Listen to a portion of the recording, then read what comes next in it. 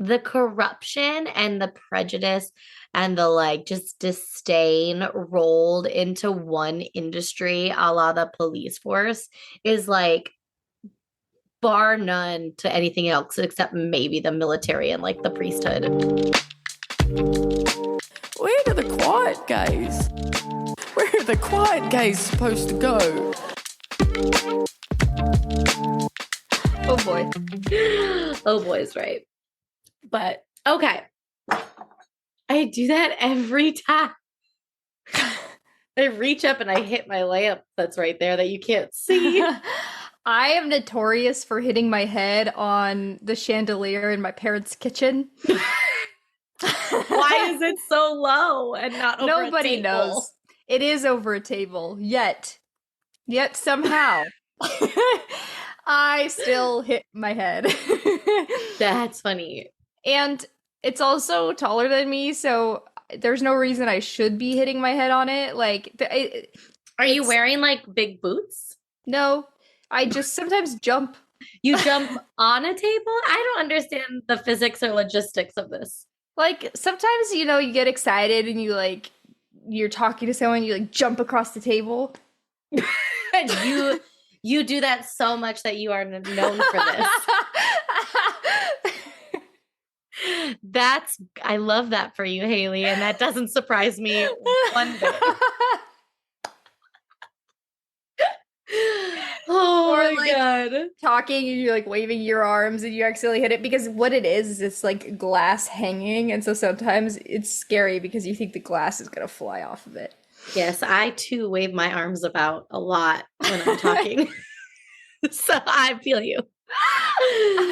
I keep in my videos, I keep seeing myself doing like Italian hands, and I don't even know that I do it. And I'm like, wow, my DNA is strong. Did you like the emoji? Yes. Haylie sent me this video of her singing and she goes, "Am I not Italian enough?" or something like that. And she's literally doing like the Italian hand motion with the like everything pursed together. And so I just sent her back 3 emojis of that hand, and it was very funny because I was like, yeah, you look way Italian. Okay, should we get into this so we can get our busy afternoons started? Which mine is not busy. I am gonna be sitting on my couch when this ends. Yes. Speaking of Italian, let's dive into our Italian Kath and her love affair with Lily. Ooh. Last Night at the Telegraph Club by Malinda Lo, Part 2. Welcome back to the Lesbian Book Club podcast, everybody. Y'all are so brave for sticking with us on this probably 3 to 4 hour journey through this book. And I'm like thinking about it, and I'm like, I want to have some like book clubs in person. So if you want that as well, everyone, use our little linky in the show notes down there. Why did I say linky? What the fuck? You're a mother. I know. My bad, guys. You just click the link in the show notes. And that was my very podcaster, non-mom voice. But yeah, that would be so fun. They wouldn't be 3 to 4 hours. Or maybe they would be. Is there wine? If there's wine, who knows? But that could be super fun. But yes, that was a great segue. Thank you. I'm so impressed with you, Haylie. You're constantly impressing me lately in these past 2 days of being on Zoom for X amount of hours. Thanks. You know what the inside of my brain just looked like? What? It was like, so I made the connection between me Italian and Kath Italian because inside my brain is a giant cobweb, and there's like some areas of the cobweb are thicker, and then this little spider is like, yeehaw, and he wears a hat and he just like slides down the cobweb and he makes the connection. Can you please animate this? I don't know how to do that. Like kind of an Inside Out-esque like look into the brain, but instead it's just like animated with like cobwebs and like neural connections that are spiders. That would be awesome. Do we have any animators that are listening? Can you send us a little animation? I think Haylie would cry. Oh my gosh, yes. Okay, yes, Kath is Italian, which I must have just skipped right over because I was like, I'm just gonna roll with it. I don't know if she is or not. She is. She is. She's Italian. Oh, your confidence made me believe it. So whether it's right or wrong, I'm pretty sure you're correct. Oh yeah, because I read, I was like, yeah, girl. Let's get back to it. Part 4, we learn a little bit more about Judy and her husband Francis, which is Lily's aunt and her husband, and they take us back to about, let's see, if this takes place in December of 1954, then 1952. And Judy and her husband take Lily to the Morrison Planetarium. And like this is where we see all these immigrant characters like reckoning with their like American identity versus their like Chinese identity. And on the back of talking about those German scientists and the way they were treated, and then the juxtaposing with the Chinese scientists who helped America, Lily's like in awe. And this is where I think she's like so inspired by like space and, stars and all the things. But Judy's having like a non-visceral experience where she's like, I don't know how to feel about being here because I miss China. Mm-hmm. And I thought that was like so sad to see that part of Judy, because she does become more accepting of Lily as the book continues, but like to see that she like doesn't necessarily have those tools yet, but she's like trying to get them. I don't know. What did you think? I kind of think that Judy has PTSD. Oh, from like the tanks and the war. Yeah, both from the war and from, I think maybe it's later on that we find out that she has a miscarriage. Oh yeah. But she has a lot of like disassociation and flashbacks. She'll be in a situation that will trigger something, like a sensory thing will trigger something, or something that someone says will trigger something, and all of a sudden it is like she's completely back in the war, and all she can see is like her dad boarding up the windows in their house, or the tanks rolling down the street, or stuff like that, or like blood coming out into the toilet, things like that. And she really struggles with bringing herself back into the present moment in reality, and has these sort of dissociative moments. And so I do think that she is struggling with PTSD. She, as far as I can tell, isn't really sharing this with anybody else. So she's probably silently struggling with this, which I would imagine a lot of people were. Yeah. Well, especially like with the miscarriage aspect that we'll learn about a little bit later, but like that will give you PTSD immediately for sure. And then to couple that with it not being talked about really by anyone, it's very much like a silent suffering that people go through, because, and that's where we get the like not telling people you're pregnant till like you're 12 weeks, because then you're like, oh, it's like safe now. But it's also like, but if you don't tell anyone and then you go through that type of loss, then who's there to support you? Right. Mm-hmm. And that will cause trauma just in your soul, Yeah. So, yeah, Judy is a very complex character, and I do appreciate the complexities of these characters and the way that's not just Lily and Kath and, maybe Shirley who have depth to them, but it's like everyone in the book has depth to them, which is nice to read like a full, well-rounded book, and why this book is like closer to 400 pages versus, like 200. But yeah, it's a good look into Judy and where she's going to be coming from. And like one more note on that is like, I do think that like grief and loss can do one of two things to a person. It can soften them or it can harden them. And I think what we see with Judy is like a softening, because it makes her understand trauma. It makes her understand the push and pull of different wants and desires and whether they're going to happen or not happen. And, it just makes her more understanding to people suffering like Lily will be going through. Yeah. That reminds me of something that my therapist told me that's really life-changing to me was she said your heart can break open or it can break closed. Hmm. And I think it's also just like, here's me, a black and white person going, I don't think it's like as black and white either, because I think, if we're talking about, let's say, heartbreak versus like a miscarriage, I think your heart breaks closed at first and then it like breaks open. It's not like a linear point X to point Y, right? It's like up, down, side, side, a little bit open, a little bit closed. But eventually you want to end up with like a heart breaking open to like Mhm. more than more, even if it is like understanding like your negative emotions, it's still like the capacity to like feel more. And I think that's always good. Mhm. Yeah. I like that. Yeah, me too. So then we get to go back to the Telegraph Club. And Yes. Lily and Kath get to go back, and Jean is with them. And Jean doesn't remember Lily and like says that. And Lily's like wanting to say, well, I don't remember you either. But like she doesn't. And then I'm like, oh, right. They're 17. I remember. Okay. Okay. Back at it.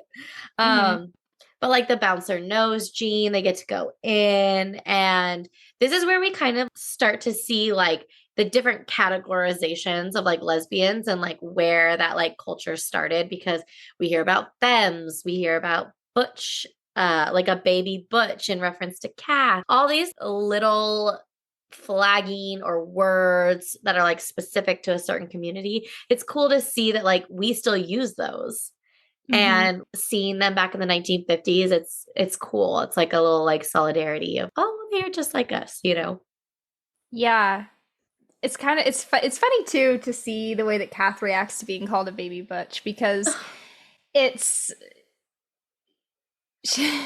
at first she's like a little bit bristling at it Yeah, because she's like, oh, like Sue, that's not really my style. But then when Rhonda explains that like, no, it's because like you're a baby butch, right. then it's like she's being paid a compliment and she takes that with pride.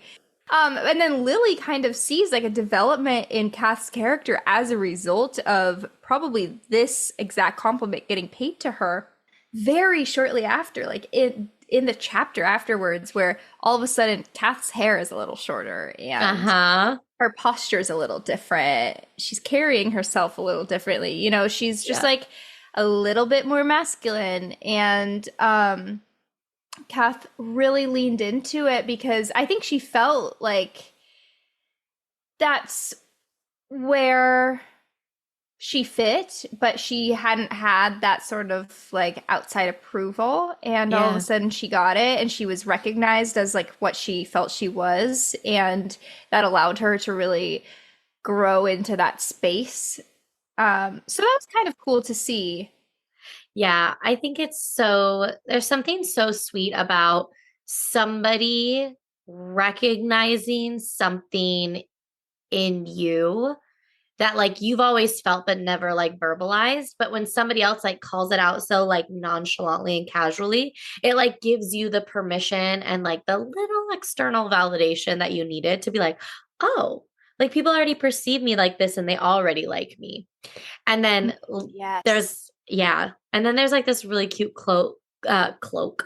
There's this really cute quote where we get the perspective of Lily hearing this compliment in the club to Kath. And it says, Lily felt an electric clutch in her belly as she recognized it. Butch like a blue ribbon awarded at the county fair, and baby like a promise. Yeah. And I'm just like, that is so sweet, because it's so cool to witness somebody stepping more into who they really are and living that out. It's the coolest thing to have like a ticket to that show. Lily's like taking pride in Kath's like self-discovery, and I think that's really sweet. Yeah. We also kind of on the other side of this coin, like we have this really feel good part, and Yeah. then we have a kind of undercurrent of like, ooh, where they're all sitting here talking about how well, there's some people we haven't seen around in a while, and like, well, people come and go all the time, just like these bars. But this place has been around for a while, and Rhonda says that she wonders how much this place is paying the cops, which again is just another insight into the way that these places and these people were just really getting hammered by the government. And even though it was technically legal for them to be operating, they were still getting raided and taken advantage of and losing their livelihoods. So, and they raided them anyway. yes. The cops would get paid off and raid them anyway. The corruption and the prejudice and the like just disdain rolled into one industry a la the police force is like bar none to anything else except maybe the military and like the priesthood. Yeah, it's really it's sad to see. And it's also everybody in this bar knows it except for these young kids, except for Kath and Lily. Yeah. And you kind of see their ears perk up as they try and figure out. It's like being in a room with adults when you're a kid and all of your adult family members are talking about something grown up and you can tell it's important, but you don't know why, you don't know what it means. So you're listening and trying to figure it out, but you just don't know yet. But later on down the road, you're like, oh, that's what this was about. And that is the experience that these two are having right now. And I think it's such an important experience, especially in like the queer community, especially at this time, because this is the only way information is being passed around, right? Mm-hmm. It's the only way these young girls are going to know about the real world consequences of places like this operating. And eventually they will be the ones teaching younger girls about this, right? Yeah. But it's like, if you don't know and you're not told, it's like that information has to be passed along somehow. And I just think it's, yeah, they have no idea what's going on, but like they need to know it and they need to like learn. Like you have to learn your history in order to protect your community. Mm-hmm. Yeah. Yeah. But also it sucks that that's even happening. Yeah. So they have a great night at the Telegraph Club, just like learning and watching and taking in. And then we switch back to Shirley and Lily. Shirley summons Lily, and this is where they have this really interesting conversation that really shows the difference between the two paths these girls' lives are really going to be taking. Because Shirley asks Lily, like, don't you ever wish that you weren't Chinese, that you could be white? And what's interesting is, first of all, that question tells you a lot about Shirley. And then Lily's response being like, I've never even thought of that. Like, why would I want that? I'd have to eat like this disgusting American food, like liverwurst, which, oh my God, I didn't know that was part of our culture. But it's so interesting because you see Lily's just unabashed acceptance of her identity. And then you see Shirley's lack of confidence in her identity. And I don't fault Shirley for like trying to get as close to whiteness as she can, which is what these beauty pageants were, and her wishing she was white. Like it makes sense because when you're oppressed, you either identify with the oppressor in order to survive and be safe, or you step more into your oppressed identity and, become something very different.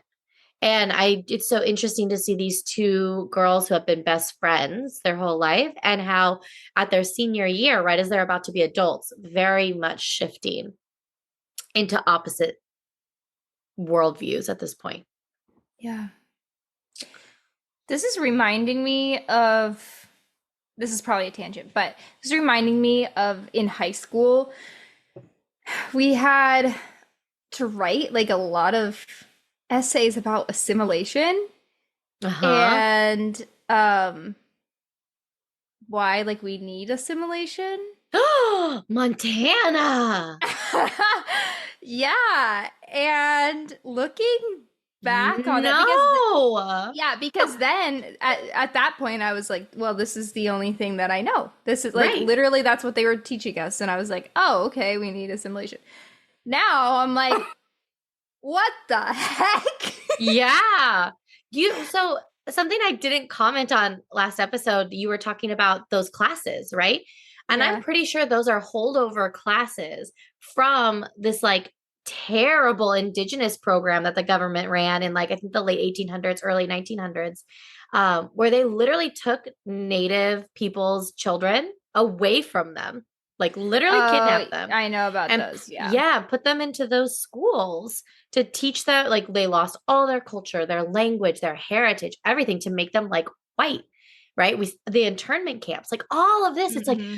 and it goes, I mean, it goes way back into like literally Egyptian, Greek, Roman, all those times, you know, and assimilation is constantly a thing. I'm pretty sure the reason King Solomon was so like highly regarded was because he didn't do assimilation policies. He didn't say you have to convert or you have to act this way. He like, and I'm so sorry if I'm wrong, guys. I'm trying to remember 4,000 years ago history. But a king that didn't push assimilation would have more loyal subjects because he just let them live. But yeah, oh my God, they were teaching assimilation like it was like a good thing. Yeah, I remember. I don't remember like what they said about it. I do remember writing these essays for it. Wow, you should try and find them when you go back home. Oh, girl, everything was on Google Drive and that got deleted when they delete like your entire Google Drive. You have a school drive and they delete the whole thing when you graduate. So all my school Shut stuff is gone. up. That's fucking sinister. Well, what do I need my school stuff for? My mom has papers she wrote in high school. Like literally, I've read her papers that she wrote in high school. She's so smart. I have my papers. Oh, I don't have mine. Oh my God. That's hilarious. Okay, anyway, Shirley is leaning into the assimilation, and Lily is leaning very much out of it. While Lily and Shirley go to out of Chinatown, they go to these baths and then they go to lunch. Shirley tells Lily that she's going to be entering the Miss Chinatown pageant. And Lily is like not into this because she's not into like the assimilating and the like trying to be white and like this pageant of like really girly things and where the object is like to be the object of gossip and to marry well. It's like a debutante ball, And she asks Lily to be the head of her support committee. And to me, I was like kind of pissed off that Shirley asked this. I was like, oh, so this making up with Lily was really fake. Like it made me feel like her making up with Lily was just so that she could use Lily for an ulterior motive. Did you get that? Yeah. Yeah, I really thought that everything that Shirley did had a motive behind it. It was very transactional. She was always using Lily for something. It was never out of the kindness of her heart. So Lily agrees to help Shirley with her because, again, little people pleaser. But what ends up happening is so this is after Thanksgiving. So we're coming up on Christmas. And this is taking all of Lily's time. Like she hasn't been able to spend time with Kath.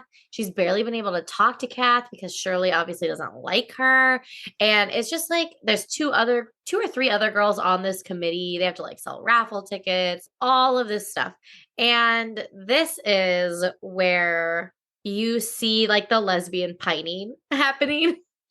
Because Lily is just like, I have to talk to her. If I don't talk to her before Christmas break, then I won't talk to her until we come back to school. And I just can't have that. I have to find her this one day after school. I'm going to ditch Shirley. Like, it's really just that like longing and like, that compulsion you were talking about earlier and being like, I am just so compelled by this person. I have to be in their presence and talk to them.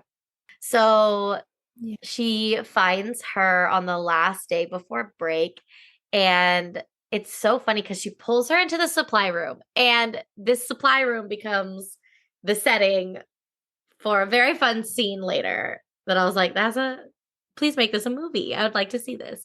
But can you put them in college though? Like, I would love for these books. I know they're coming of age and like YA and whatnot, but like, I really wish they were set in college because this girl's like 7. Because I don't want to be Why? thinking about the 17-year-old having the sex scene. Make her 23. Make her 22. You feel icky about it. Yeah. That's I why. don't like it. Okay. So I just pretend they're older. But and Lily's like all worried about Shirley, or like is telling Kath about Shirley, and she's like apologizing, and Kath just like is listening and is like, whatever, like it's fine, nothing's changed, you're okay. And they decide that they're gonna go back to the Telegraph Club on the 30th, the day before New Year's Eve. And this is like a very important visit to the Telegraph Club, because there becomes another location. Yes, they go to a second location. So anyway, we'll get there. But let's see. Yeah. Yes, there we go. Now there's gay panic. Now we can talk about the gay panic. Go, Haylie. Lily is having such gay panic over Kath because Kath shows up, and this is where Lily's like, oh my gosh, she cut her hair and she kind of is like really boyish, and oh my gosh, has she always been boyish? You're like, whew, it's getting really hot in here. Oh. And oh my gosh, oh, she really missed Kath. Wow, I can't believe how much she missed Kath. Like that's I know, it's what so is happening cute with Lily. Because I mean, like, we've all felt that. We've all just been like, I know I'm gonna see this girl later, and I know I'm gonna be anxious, and I hope I don't say something stupid, and I just want her to like me, you know. So it's cute. Yeah. Yeah, I'm so familiar with the gay panic and doing stupid stuff. Like, really my forte. So, girl, I get you. And yeah, my girlfriend could confirm. I can confirm. But I saw the birthday message. And it was gay panic 101. It would be next to the definition of gay panic in the dictionary. I'm sweating. Okay, I just love her. She's so cute. Anyway, so Lily is thinking about how rockets to the moon didn't seem so far-fetched when Kath listened to her, and she made previously unimaginable things seem possible. Like, oh, give me a break. That is so sweet. And that they is just love. are so enthralled with the other ones, like dreams of the future, and they encourage each other. And you know they're not getting that anywhere else, you know? And so maybe Kath a little bit, but I mean, like, Lily's not being encouraged. Shirley's shaming her for wanting to, like, even her interest in space. So, yeah, it's very sweet. So they have this little time of gay panic at the Telegraph Club, and then they get an invite to the after party at none other than Tommy Andrews' house and Lana, his girlfriend, who I love her. She kind of reminds me of Marina. Very charismatic.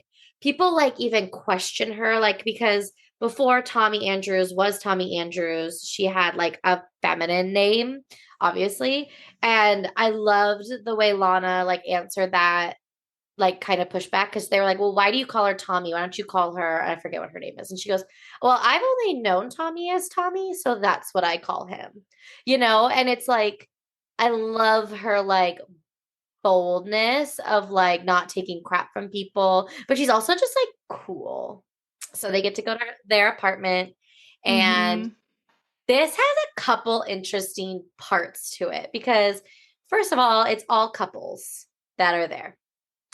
And Kath goes to the bathroom, and someone, I don't think it was Tommy, it might have been Lana, came up and was like, "Oh, how long have you and Kath been together?"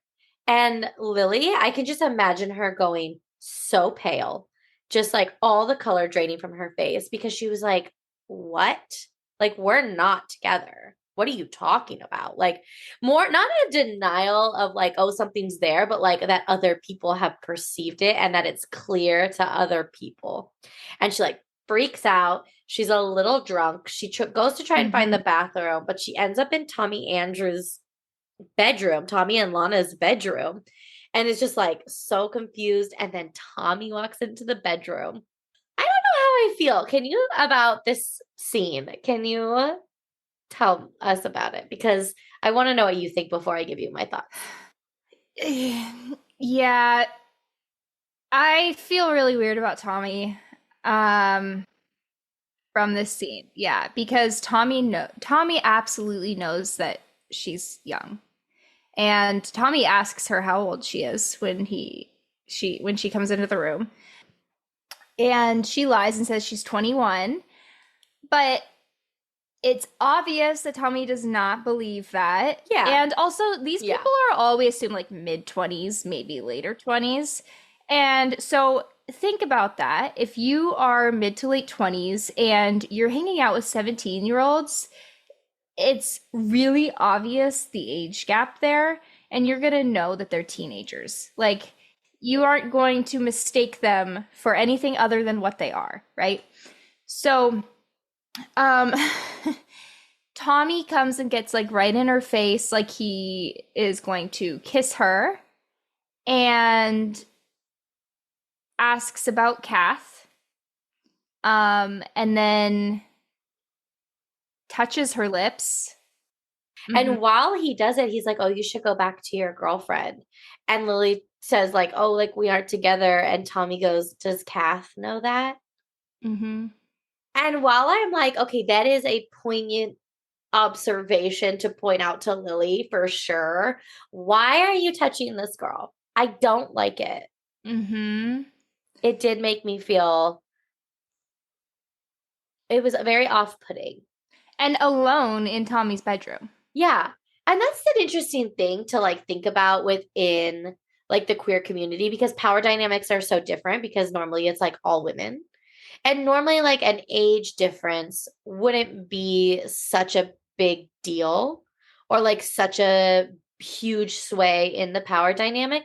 But in this case, with all the things in Tommy's column that give them power and all the things in Lily's column that take her power away, this to me is just like an inappropriate interaction. Yeah. Like Tommy is known and like, you know, low-key famous in the community, someone that Lily has looked up to, somebody who, you know, has a lot of social standing, is white, right? Is passing and like can pass as straight and is also passing to like straight people who like come to the club to see her or see them, you know.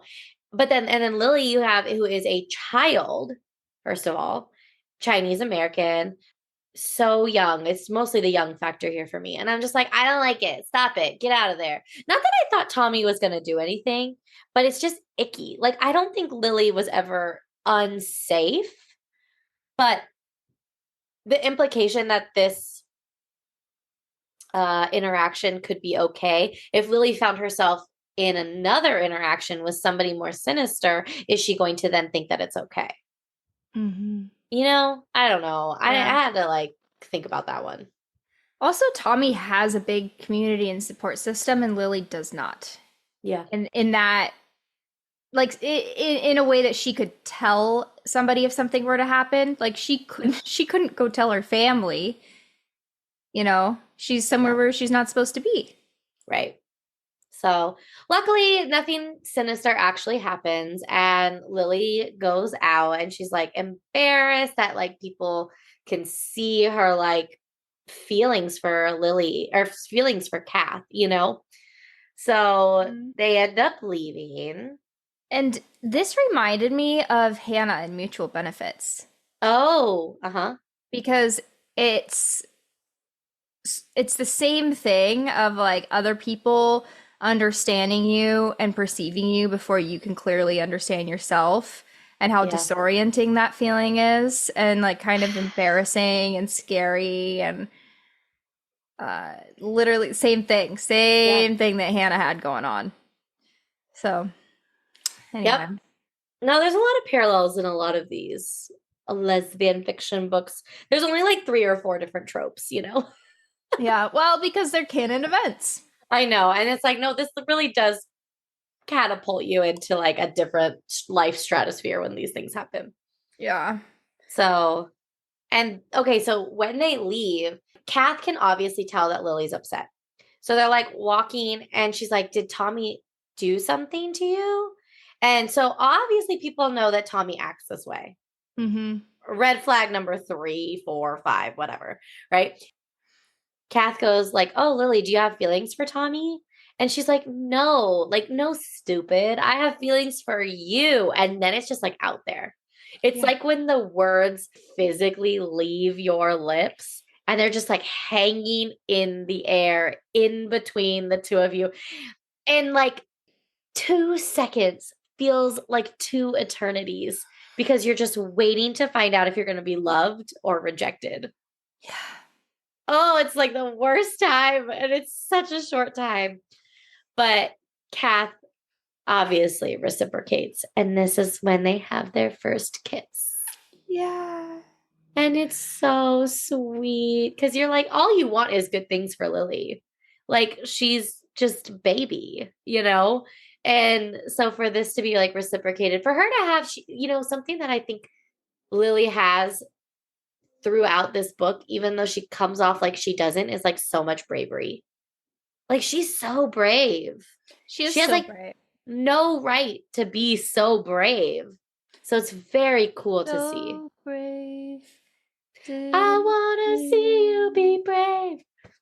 She is not afraid. I don't know that song.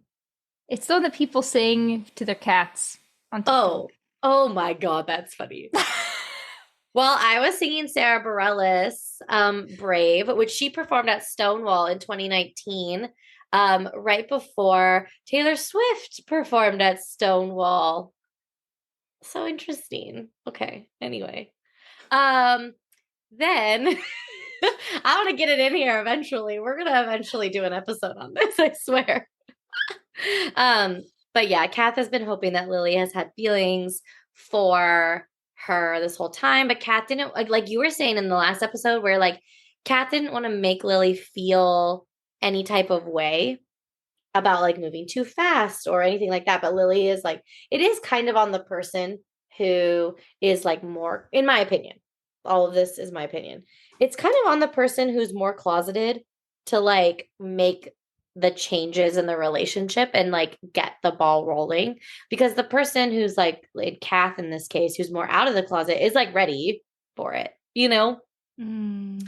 So I'm like glad Lily did that, and it's really sweet. It is so sweet. They're in love. 2 cute little 17-year-old girls in the 50s. Yeah. Yeah. And then,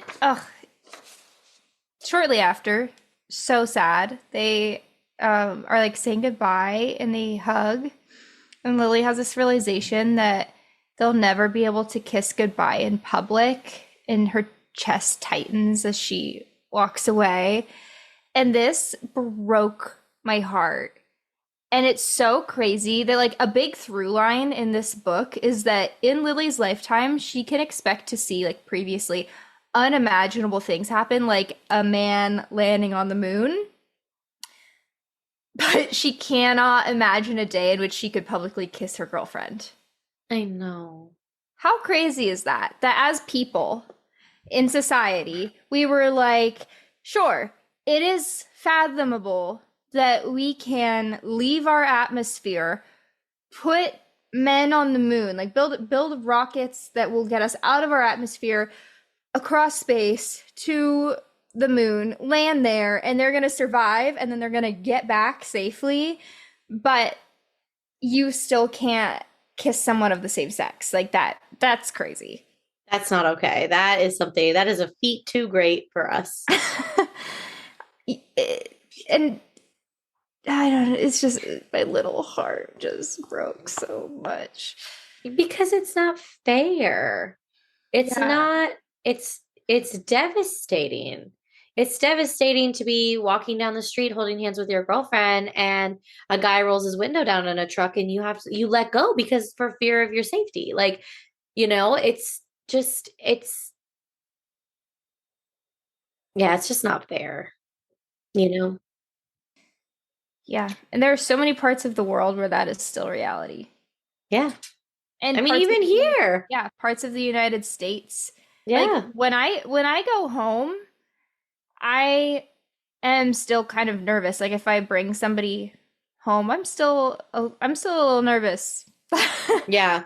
Not because Yeah. of your family, but just because of the geographic location in which you're going. Yes. Yeah. Yeah. Mm-hmm. We next run into someone from the community in public. Yes. And this is what I thought you were talking about with the hair, but it wasn't. But this applies. But it also applies. Yes. Yeah, They run into Paula. they do. They're shopping for Shirley's dress for the pageant at Macy's, right? Yeah. Yeah. They're at Macy's, and Lily goes to ask for a dressing room and goes and taps the saleswoman on the shoulder, and she turns around and it is Paula. And she's kind of surprised because she's like, really? Paula would be working as a saleswoman at Macy's? This butch lesbian, but Right. yeah. Anyway, Paula like pretends like she does not know Lily at all. Lily pretends like she doesn't know Paula at all. And they go on their way. Yeah. I really was interested in that scene because again, this is going to be the third time I say this and like that we've talked about it on different episodes, but the way women can communicate nonverbally is Mhm. just so incredible to me. And I mean, I could be wrong. Maybe men communicate too this way, but I just don't see it. And so that doesn't mean it doesn't exist, but like for them to both recognize like, oh, I know where you're from and I know that we can't talk about this and I know that this is also like not going to be a contentious issue when we do meet again, and to like let's just act normal. Like they have to go through all these different mental processes to like just act in a way that will keep them safe in public. They should be able Yeah. to be like, "Hi, how's it going?" Like, "Oh, blah, blah, blah," But anyway, it's just like, "No, I don't know you." And They're it's not because protecting each other. exactly. And that's one incredible. And like, I'm so grateful that like there is that like underspoken tone and like non-spoken words that you can like have with someone in that capacity. But also it's like, ugh, again, like there's just so many extra things that people from marginalized communities have to go through on the daily. Like, no wonder we're just like exhausted all the time. Yeah. So, Yeah. Yeah. So while that's going on, then Lily then gets like shoved into this dressing room with Shirley and the other friends, which becomes really overwhelming for Lily really quickly. Poor girl yeah, on this shopping trip was I like know. so much happening one after another. But um, there was a really good example of like friendship and girlhood, I thought, because she's talking about how when Lily first got her period, it was after Shirley had already gotten it. And so she asked Shirley how to use a sanitary napkin. And her mother had like given her the stuff, but she didn't understand how to do it. So Shirley showed her, like literally showed her how to do it. Had gotten on her knees on the floor in the bathroom and literally like between Lily's legs helped her do it. Yep. And how it was like awkward, but also like they were friends and it was exciting that they were going through this thing together and she had caught up with her friend finally. And like that is just such a great example of girlhood. And it reminded me of like in high school, my teammates, one it's like when girls were starting to get their periods and they Yeah. would come and like the teammates that already had theirs would show them like, oh, here's how you put in a tampon. And it's like literally all the women come together as a community and help each other out. Yeah. And if you go in a girl's locker room, like someone's braiding someone else's hair and someone is giving somebody else like perfume or deodorant, or like someone forgot their shirt and so they're borrowing one, and Yeah. it's everything is communal. Yeah. And that's the experience that Lily and Shirley have together. And then you turn around and now nothing has actually happened between Lily and Shirley that should make her feel like that connection has been severed. But because Lily now knows this thing about herself, even though she's not attracted to Shirley, and there's no reason for her to feel weird or uncomfortable around Shirley, Yeah. she does. She feels uncomfortable and nervous because she feels like she's doing something wrong by being in the same room while Shirley's undressing. And it's just like that's such a common experience. I think I might have put my finger on why that is as you were explaining this, because you explained it so well. And I think it is supported later on in the book. And I think it's because Shirley is not a safe person. Shirley has now become not a safe person for Lily because she knows that Shirley will weaponize anything to like succeed or get what she wants.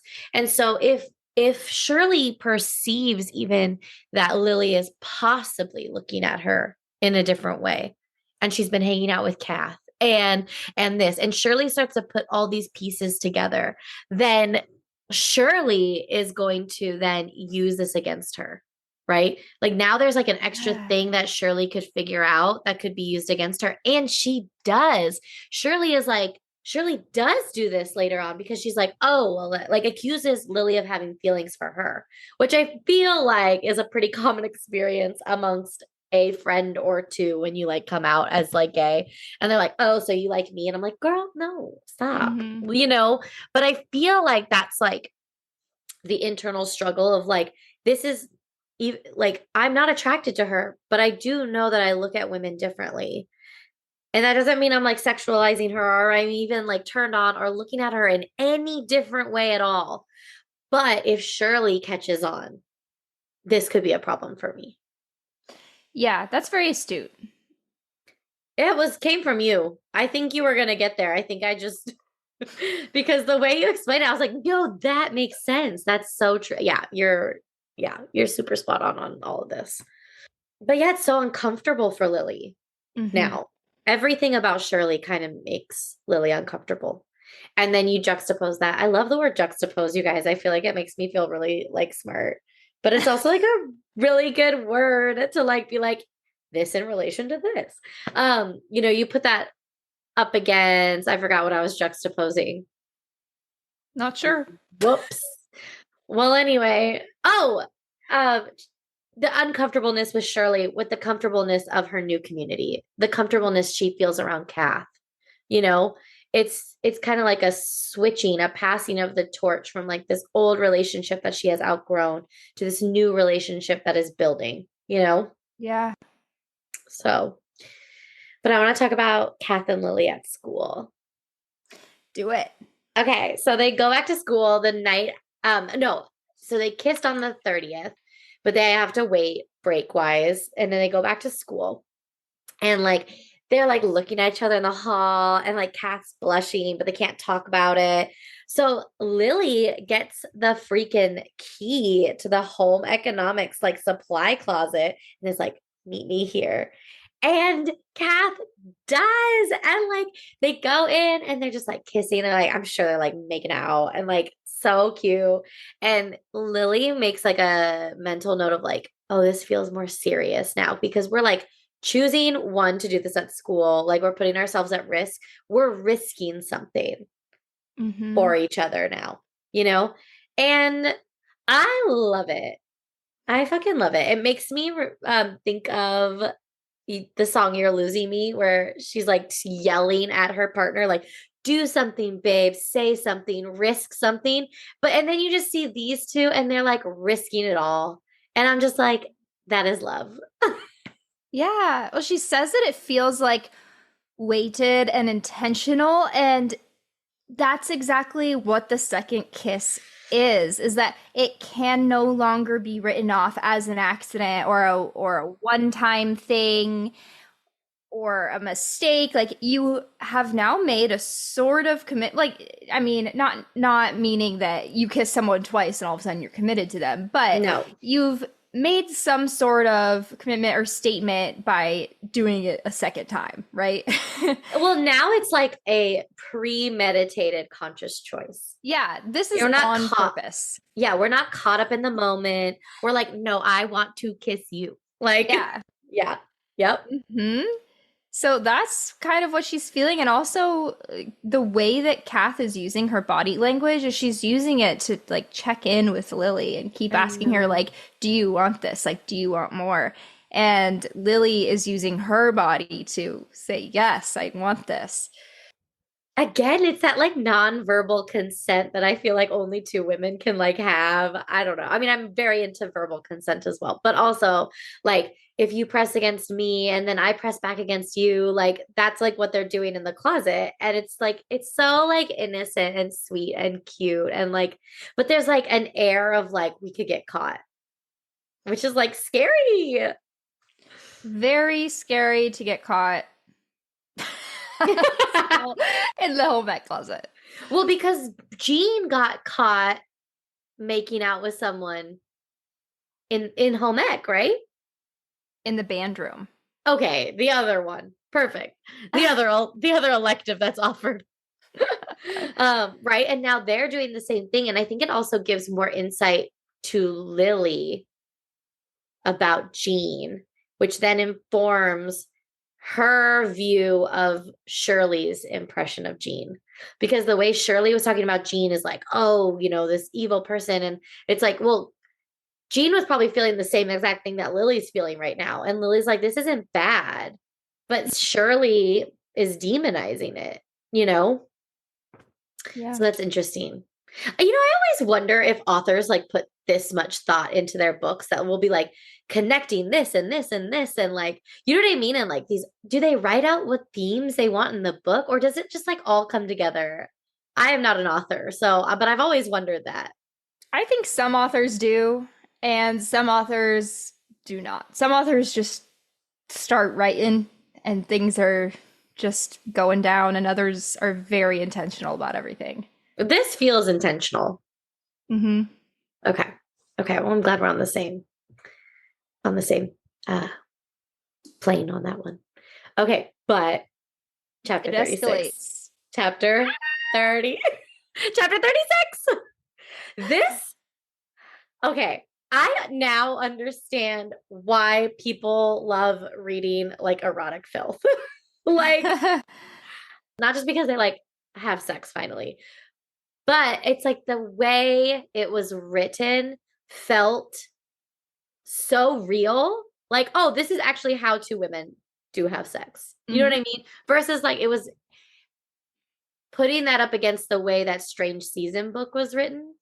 Yeah. And the way this sex scene is written, one is very clearly for the male gaze, and then one is very clearly for the female gaze. Mm-hmm. And I thought that was very poignant. I like that word too.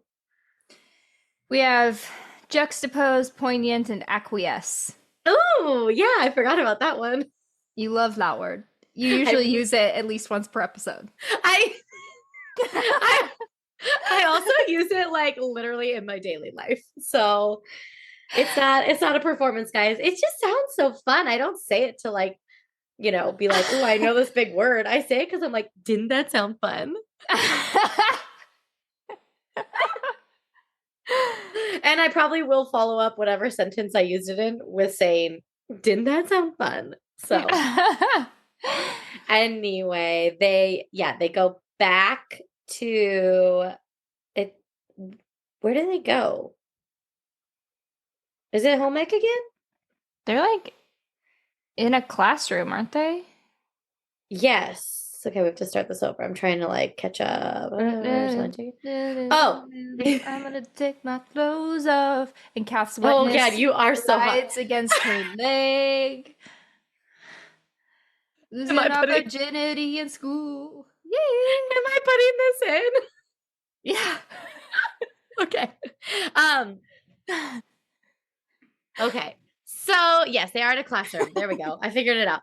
They're in a classroom, and yeah, Kath does the lesbian knee thing, which had its moment on TikTok. Do you remember when that was Oh going yeah. around? And it was Famous. the knee, the Mhm. knee thing is exquisite. Yeah, It and is. all the boys were like, "What's the knee What's thing?" the knee thing? And I'm I'm like, like, you guys, "Excuse me?" you boys should really adopt this. I don't know why you're not doing it. Yeah. Um, Like, do you not just automatically do that? do that? I know. That's Maybe what I'm trying to wonder. Because I'm maybe like, because they don't know what that feels like. yeah, it's gotta be. Because I feel like that's like the most quintessential foreplay is the knee thing. Yeah. I mean, like Yeah. fucking Lily came when I Kath did it. know. So thumbs up. I think that's the great advantage of lesbian sex is that you know what it feels like. When you do something to So, someone else. yeah. If I were to go and have sex with a guy, I wouldn't know what that feels like for him. So I I would be a know. little nervous. If Like I ever woke up a man, I would definitely want to have sex just to know what it feels like from a guy's perspective. if I woke up a man. I mean, that's not Ooh. the first thing I would do. I would definitely like pee standing up. That sounds really fun, like on the side of the road. I'd Ooh. also love getting paid adequately. What? What would you do? She figured it out. I would dunk. We didn't say you were a tall man. I would jump so high. I would you know what I would do? You know how guys can like jump and look like they freeze in midair? Yeah, how do they do that? I don't know. It's a great mystery to me. I've been trying to do it my whole life. Of That's course what I you have. do. That's why you're hitting the chandelier. At least you hit that. Okay, so yes, but then I felt like it was so cute where Lily like gives it a go. She's like, it's my turn now to try and get you to come, Kath. And does she? I can't remember. Does she get I Kath? I think yes, she does. But I think Okay. Kath was like, can I?" And then like puts herself on Lily's leg, and Lily was like, "Yes, do Oh, it." yeah, yeah, yeah. And You're right. It was kind um of like yeah. Kath was like, if I just take control here, I know what I can do to make myself come. But it was probably like a great experience for Lily because she was like, please, yeah. which is also cute. Mhm. But now they're like fully fledged a couple. Like, I don't even know how they were getting their schoolwork done. This is all I would be thinking about if I was a senior in high school and I was like fucking my girlfriend in a classroom. Um I'd be like, so next period, right? Again? also Okay. you know how I've talked about this in a previous episode, but I'm so paranoid Oh, that yeah. everyone knows if I've had sex, like Yeah. literally everybody. If I did that at school, do you know how much worse that feeling would be? It would be really bad. I would absolutely do it. And I wouldn't care. I'd be like, how can no Yeah, one know? I could totally see you doing Yeah. it. I don't care. I also feel like nowadays though, oh my gosh, cameras in classrooms. They got to go to that back to the supply closet. This was the 50s. There was no camera. Yeah, well, I already thought about that when I read it. I was like, cameras. Oh wait, they won't have them then. But like, I don't know. Were they bugging the classrooms to listen for like communism? Oh What if shit. they heard them? Whoops. Oops. I'm just Paranoid Polly over here. You're just anxiety spiraling. No, so it's all fine. Then we have the dress rehearsal for Miss Shirley, for Miss Chinatown. And Lily is like, I'm going to go to that. And then I'm going to meet Kath at the Telegraph Club. Right after they've just fucked. It's like the same day. And I was like, this is perfect. You'll get to like actually spend like a significant amount of time together. Just you two as now a couple at the gay bar. Love it. I just love it. Yeah. Also at the dress rehearsal, I loved this part where it says there was a subtle change in Shirley's tone and Lily knew she was supposed to be saying something encouraging. That Shirley was the prettiest and surely she'd win, blah, blah, blah. And there was a price, that was the price of admission to Shirley's circle, and Lily had paid it before. It was easy enough to continue paying it, but she didn't want to anymore. And, yes. Yeah. Like, once you find your authentic self and people who encourage that, it is so hard to continue to play pretend and like pay the price of admission to circles that you really don't want to be in. Yes. And Lily has stopped paying that price of admission and she's now going elsewhere. And like Shirley actually ended up feeling some sort of respect towards her because Lily ended up like making a comment that was not supportive. Yeah, she was like, I don't like it. It feels like it's pandering to the judges. And Shirley was like, oh, okay. So she's like, oh, Lily has a bit of a backbone. What? Yeah. But anyway, then we go to the Telegraph Club and oh, this is the penultimum visit to the Telegraph Club. Yeah. Shit hits the fan. It's really bad. Yeah. So Lily and Kath, Lily is late because her parents didn't go to bed as early as they normally did because her brother had a fever. And like right before they're like in a hallway in the Telegraph Club. And it's so cute because Lily gives her like this little airplane because, you know, she wants to fly. It's just really sweet. But then they realize that Tommy has stopped singing. And they can, I'm sure, hear a commotion. And the Telegraph Club is being raided. Yeah. So I can't even imagine the panic, the loud noise, the fear, like all these like really big sensory things happening, but then also being like the implications of this too, like all in those split seconds, like when they say like your life flashes before your eyes, like I feel like that's what it feels like, where it's like 8,000 different things going through your head about how things are going to forever change based on this moment. Yeah, and Kath can't just run out because she's left her ID at the table and they're back by the bathrooms. Her real ID too. Her real ID, not her fake. So yeah. She has to fight against the flow of the crowd and go back in to where the police are raiding and try and get her ID. So he is separated from her and Lily runs out. And this is where, well, this is the last time that we see Kath for the entire rest of the book until the epilogue. Yeah. Yeah, they had agreed to meet where they would meet up before they go to the club. And Lily like waits there. She waits and waits. And finally she has to like go home. And, you know, she like obviously can't sleep. And it's just like, I can't. Oh my God, the like fear is insurmountable. Ugh. Yeah, it's terrible to not know, especially when it's about somebody that you love and care so much about. And you not only don't know what happened to them, but you're pretty sure that probably something bad happened to them, but you don't know what that bad thing could be. Like how bad could it get? Right.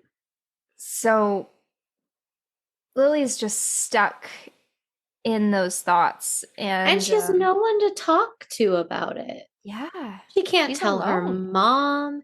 She can't tell her dad. She can't tell her supposed best friend. She's just, yeah, so alone. Mm-hmm. That's like the Yeah. worst feeling. Mm-hmm. So she gets up in the morning, Mm-hmm. and there's a big headline on the newspaper, and it's saying that there was a raid on the Telegraph Club, and on the testimony of several teenage girls. This is based off of the real life raid at Tommy's Place in San Francisco in the 1950s. On the testimony of several teenage girls interviewed at the Youth Guidance Center, warrants were issued for the woman owner of the Telegraph Club, Joyce Morgan, and Teresa Scafani, who is Tommy Andrews, Yes. who performs at the club. Both women were arrested and charged with contributing to the delinquency of minors, and Scafani was charged with lewd conduct. So she now knows that people that she actually knows were arrested, and this club is definitely shut down. And then her mom is worried that she's sick because she's looking like so tired and stressed out and everything. And her mom is coming to check on her, and she says she felt the rub of her mother's wedding ring against her skin, and her mother's face swam into focus, her brown eyes full of the sharp worry of love. And Lily thought, you will never look at me like this again. Oh. Oh, I feel like that's such a common experience for a lot of queer kids who have parents who aren't affirming, to just be like, this is the last time I'm going to hear my mom say, I love you. Or this is the last time I'm going to get a hug from my dad. And that is just so heartbreaking. And to know that like Lily is feeling that way after like everything she's been through and all the things she's overcome and the bravery she's had now, this situation calls for even more bravery. And yet, is it bravery to step into losing your family? You know, she's dealing with all of that. Oh, so It's so sad. yeah. So Shirley shows up and wants to talk to Lily and tells Lily that she knows that she was at the Telegraph Club and that she's like them. And she knows this because somebody saw her. And she has Lily's scarf from last night that she lost. And Shirley's also like, I can still hook you up with Will. It's almost like the only thing Shirley knows how to do to even from her warped perception of the world, it to like try and make this any way better. Like it does show that she does care. She's like, I can fix this, you know? But Lily's like, dude, no, I'm not gonna go hook up with Will and be this like girl that you want me to be. I'm just not gonna do it. And Lily also tried to call Kath and there was no answer because she still has no idea what's going on. And so now I feel like Lily is just like, God, the overwhelm she must be feeling with the panic about Kath, with the confrontation with Shirley, and then knowing that she's going to like have to go talk to her parents about this because it's all going to come out. And then Shirley's like, I don't want you at the pageant, actually. Like, it would be a disgrace to my name. Mm-hmm. Like, oh my God. Yeah. Well, because Shirley's mad that she didn't accept her help and that she's gay, and so she makes a threat where she's like, well, you better be careful because so and so's a gossip, like the person who saw her. So she's basically telling Lily like, oh, It's well, going to come out. everybody's gonna know. Yep. And now that's when Lily knows, I have to tell my parents now before somebody else tells them. So as soon as her mom comes home, she tells her mom, and her mom is furious and slaps her and tells her, there are no homosexuals in this family. Are you my daughter? Oh, Giving her a choice. Like, the choice is, you are my daughter and you live the life that we have set out for you and society has set out for you, or you decide to live this life that you see as yourself, and you are not my daughter and you are not part of this family. yeah. And her mom just keeps repeating there are no homosexuals in this family as if her house is bugged, you know? Like, and again, I can't imagine the fear that Grace is going through in this part of the book.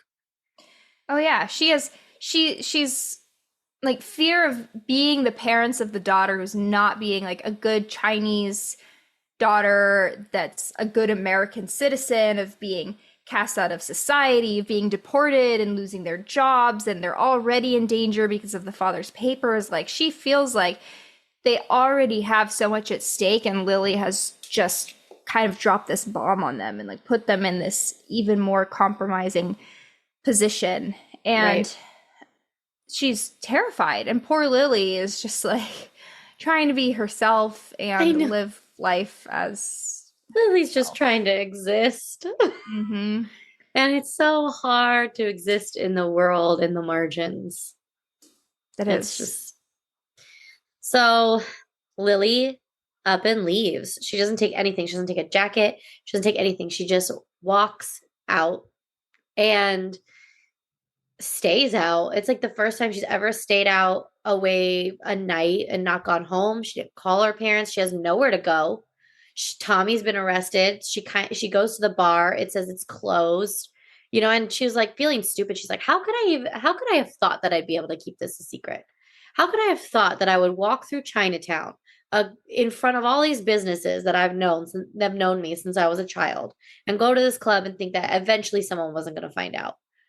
Which is like, yeah. And like maybe you wanted to be found out, but also like you couldn't predict that. Like, we're being careful. But finally, she decides that she's going to go to the only other place that we've been in this book, which is to Tommy's apartment, and just hope that Lana is there.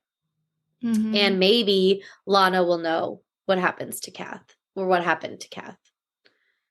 So Lana is there, invites her in, and is like, that was a hard night for everyone, and kind of tells Lily a little bit more about her story and how at first her parents weren't accepting, but they're kind of coming around to it. And that maybe it would have been easier if she did look like Tommy, because then her parents would give up on her, basically, on setting her up with like men. But it seems like they're coming around, even though her mom did try and set her up with a man like a week ago or whatever. So I think she's like trying to give Lily some hope, but also not taking into account like the cultural differences that exist between the two of them. Because it's one thing for like a white girl, a white femme girl, to come out as gay versus a Chinese girl to come out as gay, you Mm-hmm. know? Yeah. So, also, what's kind of cool is that Lana has a copy of Strange Season. So, Lily gets to finish reading it. And this is what we were talking about earlier, in that all these lesbian stories that were published had to have tragic endings. And I thought that this book ending parallels the ending of this book, right? Like Strange Season parallels the ending of Last Night at the Telegraph, because in a slightly different way. And that's the part I want to talk about at the end. But in Strange Season, it ends up with the main character being put into an asylum and like basically having like electroshock therapy. And she's just saying like, I love you, I love you, I love you, to like the woman that she's in love with. That's gonna make me cry. I know.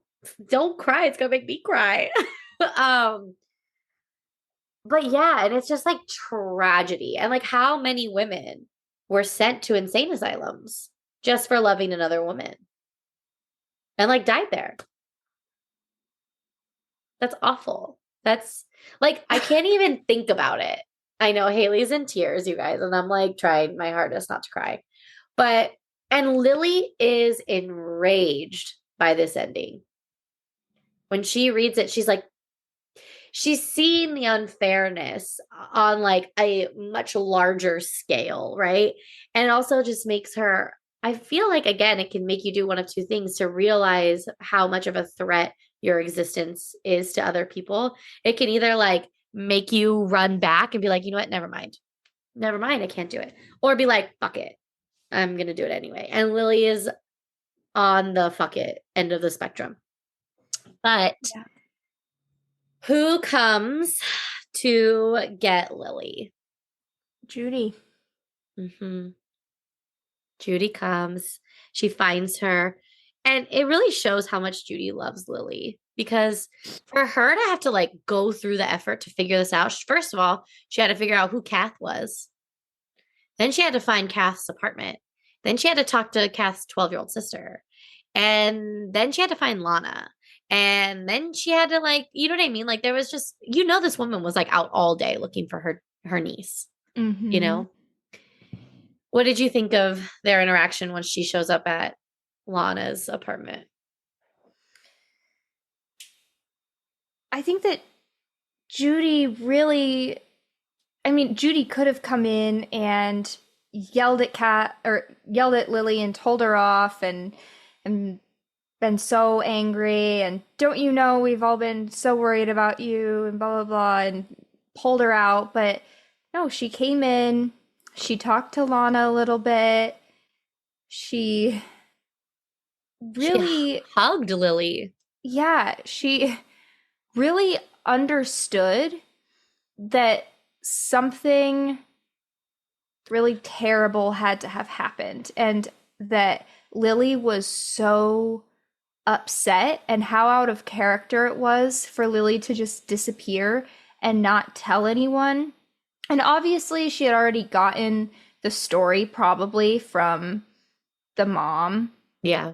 But she has the background context, and the way that she got it from the mom, probably the mom was like furious and mad and disgusted. And Judy was able to take that and take all of those bad feelings and detach them from the information and then bring kindness and compassion and empathy to Lily. Yeah. And take her home. And then we end up finding out that, like, okay, she's taking Lily with her, which I think that was probably the only option for Lily that wasn't going to end up in her like on the streets or something like that, because her parents were not going to let her stay there if she was going to continue to live in this way, right? You don't think so? I don't think that her parents were going to. I mean, they were saying like you're either doing that and not part of the family, or you're part of the family and you live as we want you to live, right? Yeah, I guess I'm just like trying to think about it. I'm trying to think like, do I think Grace and Joseph would kick Lily out based on what I know of them? And I don't know if Grace could do it. But I think if you're right and they would have done it, then I have more respect for Judy, because that makes me think that Judy was like, I'll take her. Exactly. Yeah. That's what I'm saying. Yeah. Or if they hadn't kicked her onto the streets, maybe they would have sent her to like an asylum or to some terrible school or conversion therapy or something like that. And instead, Judy comes in and is like, no, I'm going to take her home with me, and this is going to be a compassionate place for her. And she probably isn't going to like it, but this is going to be the softest place for her to land. Yeah. In this time. And Aunt Judy really understands being different. She's a woman working as a computer in the propulsion lab, and she knows about rockets and she's into science and space, and she survived war, and she had a miscarriage and is now dealing with potentially PTSD, and she knows what it is to be different from people. And so she can relate to Lily in that way. Yeah. And so she has this way to relate to her. Yeah. I was wondering if they were trying to show like what childlessness looked like in the Chinese community. I don't know a lot of the history on that, but the way they were making Judy feel different, like she like had this miscarriage and now she's childless, like, and whether she was going to try again, like we don't know, we don't have any of that information, but like she probably also feels like this sense of like not being correct or right either, if like her body's like quote unquote failing her. It's not how I feel about it, obviously, but like that could be the way. That's a common feeling when you're like in the midst of a miscarriage.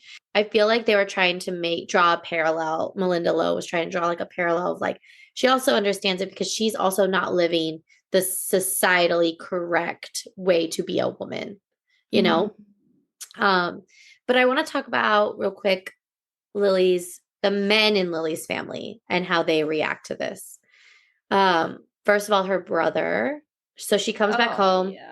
Yeah, she comes back home with Aunt Judy, and they're doing all the preparation for the Chinese New Year and all these things. And her brother comes into her room that she's sharing with him now because the grandma's sleeping in Lily's room.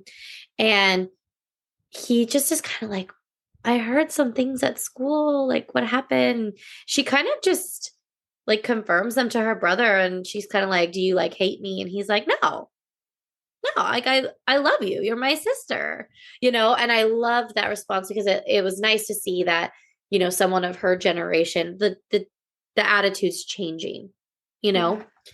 And then her dad, who is just doing his best, he's like, listen, the reason we're upset is because we want you to lead a full life. And the only way we know for you to get a full life is for you to have a husband and have kids. That's the only way we know. I even knew a Chinese lesbian doctor, and she was alone. And part of me was like, you didn't know anything about that doctor, Joseph. How do you know she was alone? How do you know she didn't have a whole ass wife back at her house? Exactly. I mean, I'm sorry, a roommate. Like, you know what I mean? Like, and you can't fault him because that's obviously the perception that this Chinese doctor gave to him, right?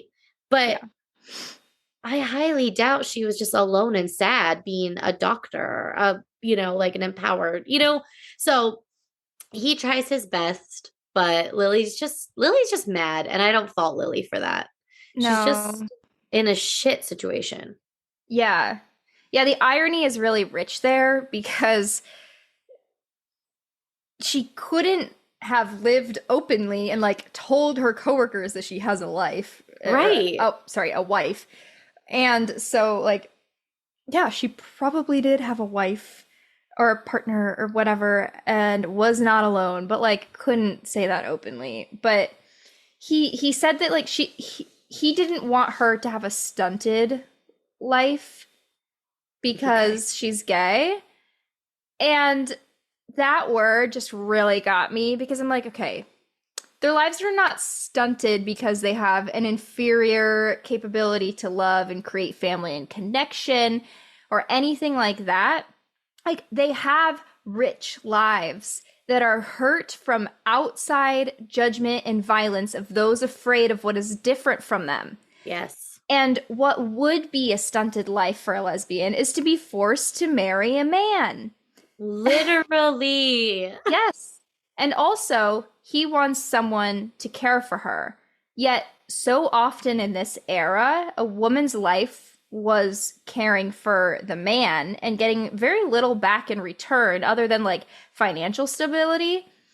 But just that's where the kids come into play. That's where the kids that he wants her to have to come into play. Like, the kids are supposed to be what the wife then lives for. You know what I mean? It's like, oh, here's something to do. Yeah. So I don't know. Lily feels very out of control here, and she feels like everything that she and Kath had done and built could just be erased so easily by like one day of being home and back in her regular environment and being taken away from Kath and everybody else acting like nothing had ever happened. And by Kath not being able to reach her and not know where she was, and she not knowing where Kath was. And Yeah. that's such a scary feeling to be out of control. And that's what Lily's going through here, which is just so sad. And Yeah. I really felt for her. And she has a lot of inner turmoil as a consequence of literally not being allowed to choose herself. Yeah. She's literally not allowed to choose herself, and yet she does it anyway. Like that last big confrontation with her mom, where she's just like, I know that if I say the right thing, everything will be fine for everyone else. But if I deny who I am and who I love, I won't even be able to live with myself. It will be erasing the entire time I ever felt like myself or alive. And in that, I would be erasing myself. Exactly. So the next day, she leaves on a train with her aunt and her uncle. And I didn't like the ending before the epilogue. Like the ending, I didn't like it because it talks about her being on the train. And I liked that her aunt was like, I don't understand this, but I want to. That's a great reaction. That's fine. Like I accept you even though I don't get it, right? And I hope to learn and I hope to understand. So in that sense, like great job, Aunt Judy. But she also talks about how she like sends out this message into the universe to Kath, like the I love you, which very much paralleled the woman in the insane asylum in Strange Season. And she's like, I sent it out over the telephone lines and like I know she heard it. And then it says that she kind of had a thrill about the world now, like almost like an optimistic outlook. And I was like, there's no fucking way, right? Like I understand what the author's trying to do, but there's no fucking way that she's getting on this train and on the train, she's like accepting of her fate, right? Like they make her so accepting of like, I'm going to send out this last signal to Kath and she's going to know that I love her. And now there's this big, exciting world waiting for me. I was like, that does not ring true to the experience I think Lily would be having. Yeah. What did you think? No, I think you're right. Did it make you did it make you mad? I was mad. I actually didn't really catch that, but now that you say that, I'm like, oh yeah, that's it made me like I would feel. especially like maybe if you were older, like I could maybe see that if like now at this point in like the growth and healing that I've done as a person, being able to get to an acceptance stage a lot quicker. But as a 17-year-old being ripped away from your life in your senior year, losing the woman that you just lost your virginity to, who you're so in love with, having this whole community, and now you're going to Pasadena with your like kind of affirming aunt, and you're never going to see Kath again, and you didn't even get to see her after she was arrested. I don't get it. No, yeah, I would be like literally in hysterics on the floor. Yeah. You wouldn't even be able to get me on the train. Mm-mm. I'd be like, let me see Kath first and then I'll get on the train. They would like, have to drug me. Seriously. Yeah. Okay. But it does get better. And I was happier after I read the epilogue. I feel like you would do a good job explaining the epilogue because I'm still mad.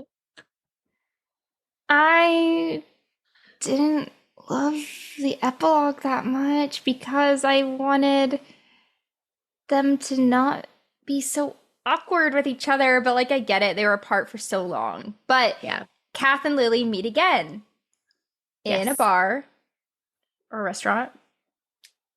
Bar or restaurant, doesn't matter. Bar, restaurant, same thing. They just kind of give updates to each other on each other's lives, but they like sit across from each other and it's kind of, you know, a little awkward. They aren't like the in love girls that they were when they last saw each other. Yeah, they're kind of back to square one. And just like getting to know each other again, but knowing that they're gonna go in different directions. And it's like this like lost. And what I do think is this is very real. A Mhm. lot of times because of circumstance, you don't get the happy ending. And that's what makes life real, right? Is the sadness that is incorporated into like these rush of stories. But like it does seem like they, you know, Kath gets her flying license in a couple of years, and Lily goes to work with her aunt in like the space program thing, you know, doing at the Jet Propulsion Laboratory. And like they achieve their dreams, but like I wish they could have been together. Yeah. Like I Which that's just accurate life. because yeah, that's what was happening to these people is they had to keep living their lives as they got ripped apart. Yeah. And I hate it. Yeah, it just like like this situation for me, it's like and from like personal experience to have someone that you are in love with or you've been in love with, like somebody exists in this world walking around who knows you more intimately and on such a deep level, and you just don't even know them anymore. You don't even see them anymore. You don't even talk to them anymore, but they're still walking around under the same moon as you. And you're just like, but now everything is different. Like, how does it change so quickly? How does it change like that? Right. And Kath and Lily have just been because of other people and external circumstances. Like, it could have been a great thing. And now it's just like we're strangers again. And I find that so heartbreaking. But I like it because it's true. Right. Mm-hmm. Like, yeah, I love a happy ending, but I also love nuance and like three dimensionality to stories and character. But I don't know. How would you have ended this book? I don't know. I just want everyone to be happy. So true. Yeah, we're just like eternal optimists and sunshine over here. I'm a Yeah, sucker for love. I know. We both are. It's so true. But oh, that is last night at the Telegraph Club. And I think we should read some more historical fictions. Oh, I And am right there with you. oh my God, I love them. It was so good. It made Should me cry. we announce our next book? Yes. Does everyone want to know what we're reading next? Okay, go for it.